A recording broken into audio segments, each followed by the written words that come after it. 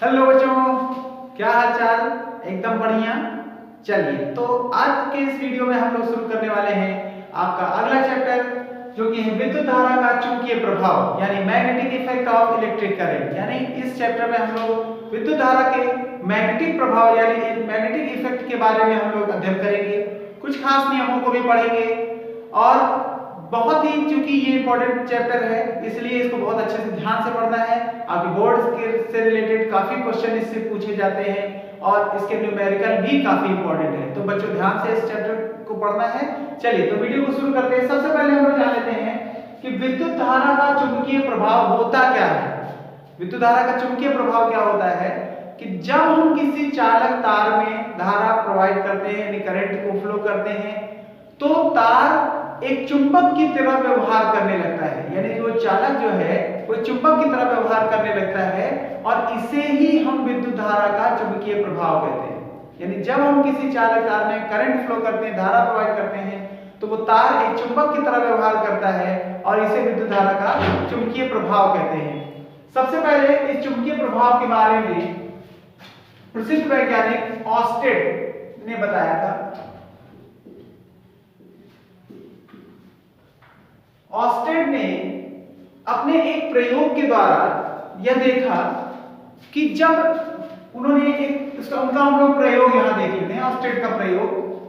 हालांकि ये आपके बोर्ड से रिलेटेड बहुत इंपॉर्टेंट नहीं है, लेकिन इसको जानना जरूरी है। तो ऑस्टेड ने एक प्रयोग क्या किया कि उन्होंने तार को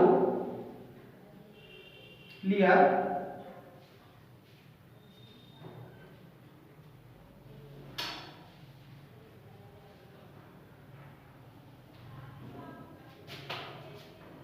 और इस तार में उन्होंने एक बैटरी जोड़ दी और एक स्विच लगा दिया। ठीक है, अब एक मैग्नेटिक सुई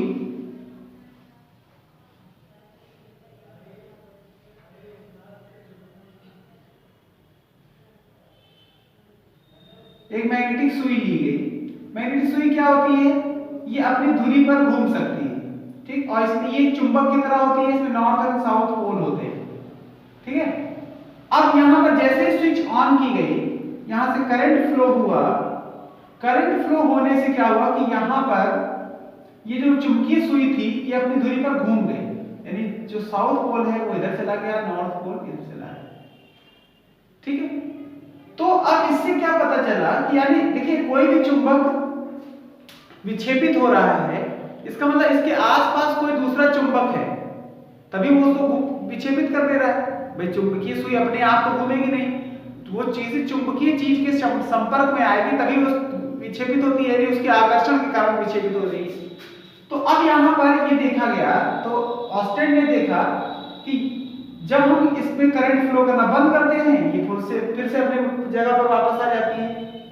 तो इससे ये पता चला कि जब हम करंट का फ्लो करते हैं तो ये जो तार है, ये तार भी चुंबक की तरह बन जाता है और इसमें भी north and south pole generate हो जाते हैं। और नॉर्थ पोल को और साउथ पोल को रिपेल करता है, रिफ्लेक्ट करता है। तो इससे ये अपनी धुरी पर घूम जाते हैं और नॉर्थ पोल साउथ पोल की तरफ चला जाता है, साउथ पोल नॉर्थ पोल की तरफ चला जाता है। जैसे ही हम यहाँ पर करंट का फ्लो बंद करते हैं, ये चुंबकीय प्रभाव खत्म हो जाता है और फिर से ये सुई अपनी जगह पर वापस आ जाती है। तो इस तरह से जब ऑस्टेड ने इस प्रयोग को करके देखा, तो उन्होंने बताया कि इसका मतलब क्या है कि जब हम किसी चालक तार में करंट फ्लो करते हैं तो वो तार एक चुंबक की तरह व्यवहार करने लगता है और इसी को हम विद्युत धारा का चुंबकीय प्रभाव कहते हैं। ठीक है बच्चों, तो ये बात समझ में आ गई। ठीक, चलिए, तो ऑस्टेड का प्रयोग पढ़ने के बाद अब हम लोग चुंबकीय क्षेत्र के बारे में जानेंगे कि चुंबकीय क्षेत्र क्या होता है। बच्चों, चुंबकीय क्षेत्र के बारे में जैसा कि आप जानते हैं कि हर एक चुंबक का ये गुण है कि अपने आसपास रखी हुई प्रत्येक चुंबकित वस्तु मतलब जो चुंबक के प्रभाव से विक्षेपित हो सके उसको अपनी ओर आकर्षित करती है। ठीक है, तो चुंबक के चारों ओर का वह क्षेत्र जहां चुंबक के आकर्षण बल का हम अनुभव कर सकते हैं, यानी चुंबक का आकर्षण बल वहां काम करता है, उस क्षेत्र को हम चुंबकीय क्षेत्र कहते हैं। यानी चुंबक के चारों ओर का वह क्षेत्र जिसमें हम चुंबक के आकर्षण बल का अनुभव कर सकते हैं उसे हम चुंबक का चुंबकीय क्षेत्र कहते हैं। अच्छा, इसको जानते कैसे हैं? इसके लिए हम लोग क्या करते हैं, एक मैग्नेटिक नीडल लेते हैं। मैग्नेटिक नीडल इस तरह से एक छोटी सी कटोरी टाइप की होती है, डिबिया टाइप की, और उस डिबिया में ऐसे एक नीडल रखी होती है जो अपनी धुरी पर घूम सकती है, छोटी सी। तो अब ये नीडल जैसे ही हम यहाँ पर डिबिया इसको रखेंगे, ये नीडल विक्षेपित होगी, यानी इसका जो नॉर्थ पोल है वो साउथ पोल की तरफ ऐसे झुकाव दिखाएगा। ठीक, तो वो अगर विक्षेपित हो रही है इसका मतलब यहाँ चुंबक का प्रभाव है। ठीक है, चुंबक का चुंबकीय प्रभाव है, यानी यहाँ पर चुंबकीय क्षेत्र मौजूद है। तो इस तरह से हम चुंबकीय क्षेत्र की अवधारणा करते हैं कि चुंबकीय क्षेत्र का अध्ययन हम इसी तरह से करते हैं, जहां जहां चुंबकीय सुई को हम ले जाएंगे वो चुंबकीय सुई विक्षेपित होगी और हमें पता चल जाएगा कि यहाँ पर चुंबक का आकर्षण बल कार्य कर रहा है, और उस पूरे एरिया को क्या कहेंगे, चुंबकीय क्षेत्र कहते हैं। तो किसी चुंबक का चुंबकीय क्षेत्र क्या है, किसी चुंबक के चारों ओर का वह क्षेत्र जहां चुंबक के आकर्षण बल का अनुभव कर सकते हैं उसे हम चुंबकीय क्षेत्र कहते हैं। अब बात कर लेते हैं बच्चों कि चुंबकीय क्षेत्र को हम दिखाएं कैसे, भाई क्योंकि वो दिखाई तो देता नहीं है, तो इसको प्रदर्शित करने के लिए हमें कुछ काल्पनिक रेखाएं खींचते हैं। कुछ काल्पनिक रेखाएं इस तरह से खींच देते हैं।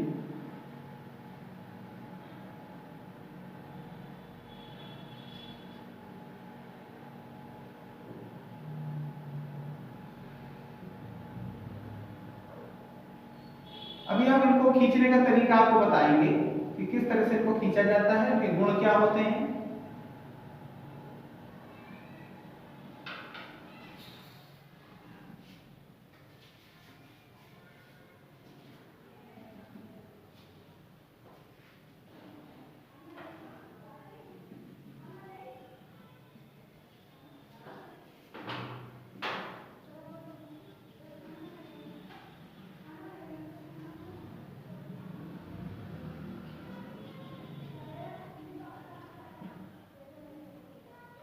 इस तरह से चुंबक के चारों ओर चुंबकीय क्षेत्र को प्रदर्शित करने के लिए जो रेखाएं हम ये काल्पनिक रेखाएं हैं। इस तरह की रेखाएं आपको दिखाई थोड़ी ना देती है चुंबक के चारों ओर, ये काल्पनिक रेखाएं जो चुंबक के चारों ओर जो चुंबकीय सुई रखी गई है और वो जिस तरह से विक्षेपित हुई है उसके आधार पर ये रेखाएं खींची गई हैं, और ये इन रेखाओं को हम चुंबकीय बल रेखाएं कहते हैं। क्या कहते हैं, चुंबकीय बल रेखाएं कहते हैं। ये रेखाएं चुंबक के चारों ओर चुंबकीय क्षेत्र का प्रदर्शन करती हैं और चुंबकीय क्षेत्र की दिशा को भी बताती हैं। चुंबकीय क्षेत्र की दिशा को ये कैसे बताती हैं, चुंबकीय बल रेखा के किसी बिंदु पर अगर हम स्पर्श रेखा खींच दें, इस तरह से स्पर्श रेखा खींच दी जाए, तो वो स्पर्श रेखा उस बिंदु पर, उस पर्टिकुलर बिंदु पर चुंबकीय क्षेत्र की दिशा प्रदर्शित करती है। जैसे यहाँ पर अगर है, यहाँ पर ये हमने स्पर्श रेखा खींच दिया, यहाँ चुंबकीय क्षेत्र की दिशा ये होगी।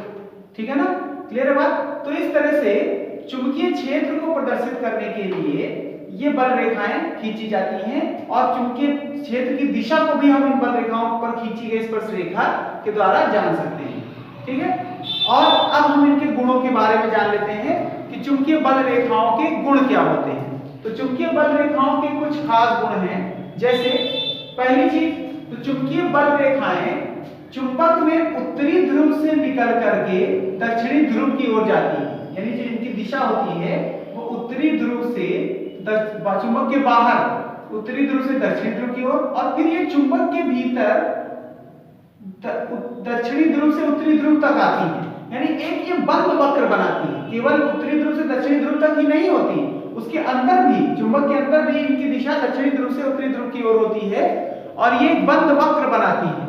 ठीक है ना, ये तो हो गई पहली बात कि चुंबकीय बल रेखाओं की दिशा चुंबक के उत्तरी ध्रुव से निकलकर दक्षिणी ध्रुव में प्रवेश करती है और पुनः उत्तरी ध्रुव तक पहुंचती है। अच्छा, चुंबकीय बल रेखाएं कभी एक दूसरे को काटती नहीं, यानी एक दूसरे को कभी काटनी चाहे तब पास पास हो जाएंगी, एक दूसरे को नहीं काटेंगी, क्योंकि अगर हम इस तरह से मान लीजिए देख लेते हैं कि अगर ये मान लीजिए चुंबकीय बल रेखाएं एक दूसरे को काट रही हैं, तो इनका जो कटान बिंदु यहाँ पर दो स्पर्श रेखाएं खींची जा सकती हैं, और दो स्पर्श रेखाएं खींची जा सकने के कारण यहाँ पर चुंबकीय क्षेत्र की दो दिशा हो गई है, और जो कि असंभव है। किसी एक बिंदु पर चुंबकीय क्षेत्र की एक ही दिशा होगी, दो दिशा नहीं हो सकती है, और इसीलिए चुंबकीय बल रेखाएं एक दूसरे को नहीं काटती। चुंबक के ध्रुवों पर बल रेखाएं बहुत पास पास होती हैं, और इसी कारण ध्रुवों पर जो चुंबक का आकर्षण बल होता है वो बहुत ज्यादा होता है।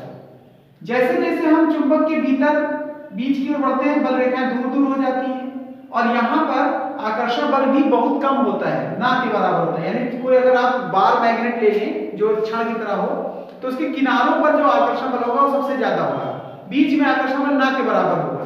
उसको हम न्यूट्रल पॉइंट बोलते हैं, चुंबक का न्यूट्रल पॉइंट, उदासीन बिंदु कहा जाता है, ठीक है। यानी वो उस बिंदु पर आकर्षण बल नहीं होता है।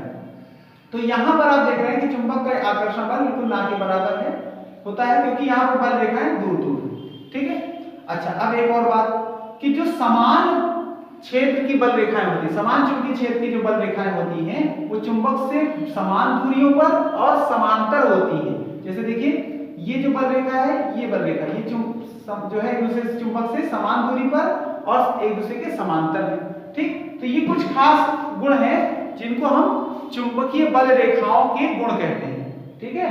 तो कभी इसमें ये इंपॉर्टेंट बहुत है कि चुंबकीय बल रेखाएं एक दूसरे को क्यों नहीं काटती हैं, कारण बताइए, या चुंबकीय बल रेखाएं एक दूसरे को नहीं काटती हैं क्यों, ठीक। ये प्रश्न बहुत पूछा जाता है। तो उसका कारण यही है कि चुंबकीय बल रेखाएं एक दूसरे को नहीं काटती हैं, क्योंकि उनके कटान बिंदु पर दो स्पर्श रेखाएं खींची जा सकती हैं जो कि चुंबकीय क्षेत्र की दो दिशा को प्रदर्शित करती हैं, और यह असंभव है कि चुंबकीय एक ही बिंदु पर चुंबकीय क्षेत्र की दो दिशा हो, ठीक है बच्चों।